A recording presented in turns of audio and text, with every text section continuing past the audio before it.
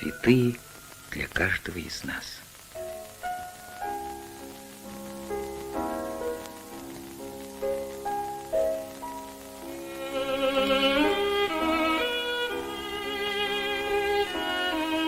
Это старинное здание университета, особая гордость казанцев.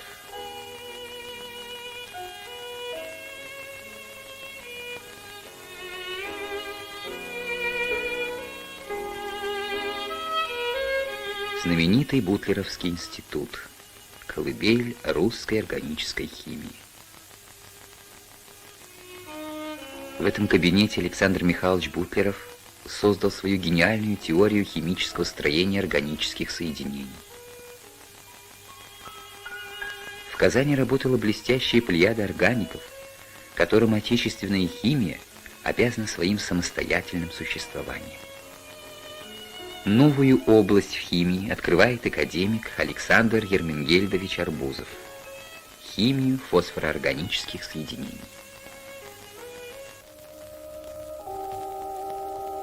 Традиции Казанской школы химиков продолжает академик, герой социалистического труда Борис Александрович Арбузов, почетный доктор Гальского университета, член химического общества Франции, автор более 700 научных работ. Казанский университет неразрывно связан с именем гениального математика, создателя неевклидовой геометрии Николая Ивановича Лобачевского. В последнее время эти работы широко развивались профессором Петром Алексеевичем Широковым и его учениками. Говоря о физике, достаточно упомянуть имя академика Евгения Константиновича Завойского, который в 1944 году сделал замечательное открытие, открыл явление электронного пара магнитного резонанса, открытие мирового значения. Его работы с успехом продолжают его ученики и сотрудники, член-корреспондент Академии наук Козырев и профессор Альтшуллер. Велики заслуги также и физиологической школы, Казанской физиологической школы.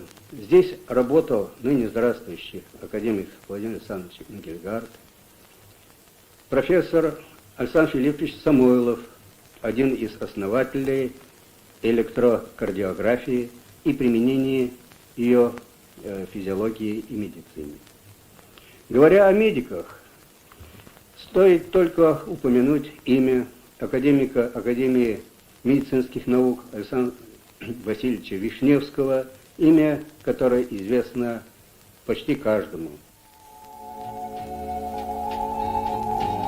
14 вузов города, десятки научно-исследовательских институтов вносят ощутимый вклад во все отрасли народного хозяйства и культуры.